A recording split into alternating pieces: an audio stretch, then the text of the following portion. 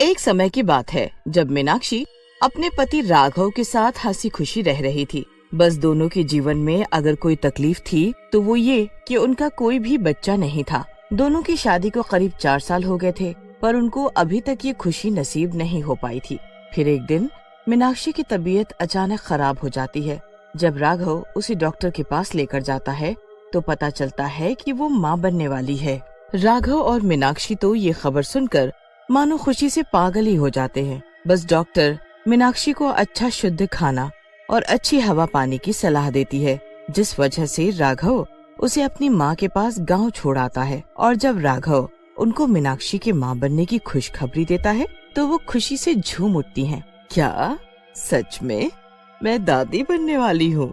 हे प्रभु, तूने मेरी आखिरकार सुन ली और मेरी बहू की सूनी गोद भर दी।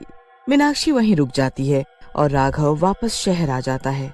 गांव में उसकी सास उसका खूब ध्यान रखती है और उसे खूब घी दूध पिलाती है। मीनाक्षी बड़े अच्छे से अपनी सास के साथ रह रही होती है।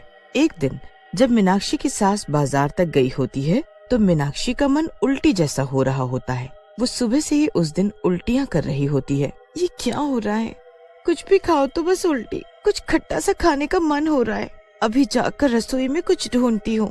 मीनाक्षी रसोई में जाती है पर उसे वहाँ कुछ भी नहीं मिलता। तो फिर वो बाहर आंगन में आकर बैठ जाती है। मीनाक्षी खट्टा खाने के लिए पागल सी हो रखी होती है कि इतने में उसे एक आवाज सुनाई देती है। इमली ले लो, इमली, एकदम ताजी खट्टी रसीली इमली। आवाज सुनकर ही मीनाक्षी के मुंह में पानी आ जाता है। वो झट से उठती है और दरवाजे पर जाकर खड़ी हो जाती है। सामने उसे एक औरत सर पर टोकरा लिए आती दिखती है। इमली ले लो, इमली, खट्टी रसीली ताजी इमली। अरे ओ इमली वाली, जरा इधर तो आओ। जी अभी आई। इमली वाली मीनाक्षी के पास आती है।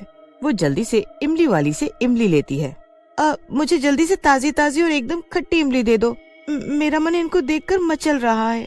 जी अभी आपको बढ़िया रसीली इमली देती हूँ। इमली वाली मीनाक्षी को इमली दे देती है और मीनाक्षी उनको जल्दी से अंदर लेकर जाती है। उसके बाद वो एक के बाद एक इमली खाती है, जैसे उसे दुनिया की कोई सबसे स्वादिष्ट चीज मिल गई हो। कितनी स्वादिष्ट है ये इमलियाँ, मजा ही आ गया खाकर। मीनाक्षी पूरा दिन वो इमली खाती है और उसे अब उल्टियाँ आना भी बंद हो जाता है। पर वो जैसे ही इमली खाना बंद कर देती है उसे वापस उल्टी जैसा महसूस होने लगता है। मीनाक्षी एक ही दिन में सारी इमली खा जाती है और अगले दिन फिर उस इमली वाली का इंतजार करती है। फिर जैसे ही अगले दिन वो इमली वाली आती है, मीनाक्षी उससे फिर से ढेर सारी इमली खरीद लेती है। खा लो, अच्छे से खा लो, ये आपके बच्चे को बड़ी पसंद आएगी। मेरा बच्चा? तुमको कैसे पता कि मैं माँ बनने वाली हूँ? अरे वो बस जैसे ही आप इमली को देखकर एकदम से मचल रही थी ना, मैं तभी समझ गई थी। अच्छा। मीनाक्षी इमली लेकर अंदर चली जाती है और उसके जाते ही इमली वाली अजीब तरह से मुस्कुराती है। वो अपना इमली का टोकरा उठाती है और अपने सर पर जैसे ही रखती है वो वहाँ से गायब हो जाती है। उसके बाद वो एक पल में ही एक इमली के बगीचे में पहुँच जाती है। वहाँ आकर वो इमली वाली एक चुड़ैल में बदल जाती है।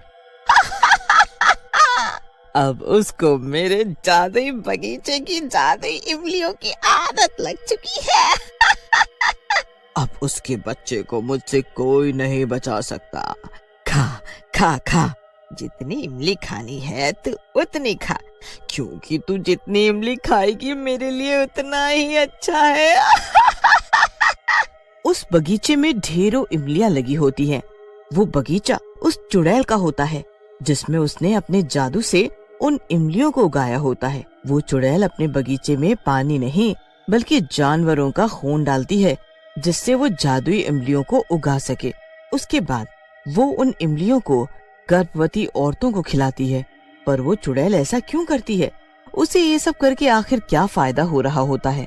जिस हिसाब से वो चुड़ैल खुश होती है उस हिसाब से तो ऐसा लग रहा होता है कि जरूर चुड़ैल ये अपने किसी मकसद के लिए कर रही है। पर वो क्या था, बस वही चुड़ैल ये जानती है।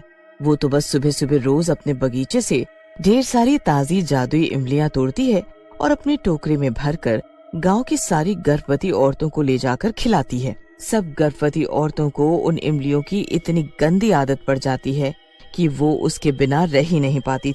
मीनाक्षी भी उनमें से एक थी जो ऐसा ही करती थी। मीनाक्षी की सास तो मीनाक्षी के इमली खाने से बहुत ही दुखी हो चुकी थी और वो एक दिन इस बात के लिए उसे खूब डांटने लगी थी। हद हो गई बहू, पूरा दिन तो बस यही इमलियां चूसती रहती है। अरे कुछ दूध दही मक्खन खा, कोई फल फ्रूट खा। पूरा दिन बस ये इमली खाएगी तो कैसे बच्चा तंदुरुस्त होगा? मेरा कुछ और खाने का मन ही नहीं करता माँ जी। मुझे खुद समझ में नहीं आ रहा कि आखिर मुझे भूख क्यों नहीं लगती। बस ऐसा लगता है पूरे टाइम ये इमली ही खाती रहूं। अगर मैं कुछ और खाने की कोशिश करती हूँ तो मुझे उल्टियाँ होने लगती हैं। बताओ ना सासू माँ, इसमें मेरी क्या गलती है? हाँ, तेरी कोई गलती नहीं है, मेरी गलती है। अब कल राघव आएगा तो वही देखेगा क्या करना है। अगले दिन राघव आ जाता है और मीनाक्षी से पूछता है, कैसी हो मीनाक्षी? इससे क्या पूछ रहा है, मुझसे पूछ। क्या हुआ माँ, आप गुस्से में लग रही हो? अरे तो क्या करूं, इसे तू यहाँ छोड़कर गया था ताकि यहाँ से अच्छा खाएगी और अच्छी हवा में रहेगी, पर ये तो पूरा दिन बस इमली खाती रहती है। अरे मैं तो दुखी हो गई हूँ। अच्छा तो ये बात है, कोई नहीं, मैं बात करूंगा मीनाक्षी से, पर फिलहाल मुझे इसे अभी शहर लेकर जाना है। मीनाक्षी का एक अल्ट्रासाउंड होना जरूरी है। तो मीनाक्षी तुम जल्दी तैयार हो जाओ। मीनाक्षी और राघव शहर में डॉक्टर के पास जाते हैं। वहाँ डॉक्टर जब मीनाक्षी का अल्ट्रासाउंड करती है तो उसके होश उड़ जाते हैं। बच्चा बिल्कुल इमली के आकार का होता है। डॉक्टर परेशान हो जाती है। राघव और मीनाक्षी दोनों गांव वापस आ जाते हैं। उनके चेहरे बड़े ही उदास होते हैं। राघव अपनी माँ को बताता है कि बच्चे का आकार इमली जैसा है, तो वो बड़ी हैरान हो जाती हैं। नहीं नहीं, ऐसा थोड़ी होता है, पर ये काफी अजीब बात है।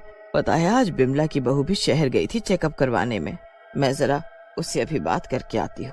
राघव की माँ बिमला के घर जाती है और उसको अपनी बहू के बारे में बताती है तो बिमला हैरान होकर बोलती है, क्या बात कर रही हो तुम? मेरी बहू भी पूरा दिन वो उस इमली वाली की इमली खाती रहती है और डॉक्टर ने उसको भी बिल्कुल यही दिक्कत बताई है कि बच्चा इमली के आकार का है। पर ऐसे तो नहीं होता, मैं भी अपने बेटे के टाइम पर खूब इमली खाया करती थी। ये तो कुछ बात है बिमला, कल उस इमली वाली को तो जरा आने दे। उसकी इमलियां खाकर ये क्या हो गया, उसे तो मैं नहीं छोड़ूंगी। मैं भी। बस फिर अगले दिन दोनों मिलकर अपनी बहुओं को बाजार काम से भेज देती हैं और उस इमली वाली का इंतजार करने लगती हैं। जैसे ही वो इमली वाली आती है, वो मीनाक्षी को आवाज देने लगते हैं। मीनाक्षी की सास और विमला की सास खूब खूब सुनाने लगती हैं, तूने ये कैसी इमली दी हमारी बहुओं को, जो उनका बच्चा ऐसा ही हो गया है? सच सच बता, कैसी इमली खिलाई तूने उन्हें, वरना मैं तुझे पुलिस के हवाले कर दूंगी। इमली वाली जोर जोर से हंसने लगती है। उसे हंसते देख दोनों औरतों को बहुत गुस्सा आता है। वो गुस्से में आकर उस इमली वाली को पकड़ लेती हैं। इमली वाली को इतना गुस्सा आता है कि वो उसी वक्त अपने चुड़ैल के रूप में आ जाती है। चुड़ैल को देखकर दोनों औरतें एकदम से पीछे हट जाती हैं। चुड़ैल? ये तो चुड़ैल है। हाँ! मैं एक चुड़ैल हूँ और तुम्हारी बहुओं को जो बच्चा होगा वो उनका नहीं मेरा होगा, समझी? वो खुद ब खुद मेरे पास आ जाएगा और मेरे साथ ही रहेगा। वो नहीं बल्कि मैं बनूंगी सारी गर्भवती बहुओं की माँ। इतना कहकर चुड़ैल तो गायब हो जाती है, पर दोनों औरतों के होश उड़ जाते हैं। वो अपनी बहुओं को ये बात समझाती हैं, पर वो दोनों या गांव की कोई भी बहू ये बात मानने को तैयार नहीं होती। उसके बाद वो दोनों एक बाबा के पास जाती हैं और उनको सारी बात बताती हैं। अगले दिन वो चुड़ैल का पीछा करके उसके बगीचे तक पहुंच जाती हैं और जब चुड़ैल वहां नहीं होती तो चुपके से उसके पूरे बगीचे में चीनी डाल देते हैं। उस चीनी की वजह से पेड़ों की जड़ें गलने लगती हैं और पेड़ मुरझाने लगते हैं। पेड़ों के साथ साथ चुड़ैल की हालत भी ऐसी ही होने लगती है। उसकी शक्तियां खत्म होने लगती हैं और वो एक ही जगह पड़ी रहती है। अरे ये क्या हो गया मेरे बगीचों को? ऐसे तो मेरा क्या होगा? अब मैं क्या करूं? चुड़ैल कुछ नहीं कर पाती और कुछ ही देर में वो पड़े पड़े उसी बगीचे में अपने इमली के पेड़ों के साथ मिट्टी में मिल जाती है।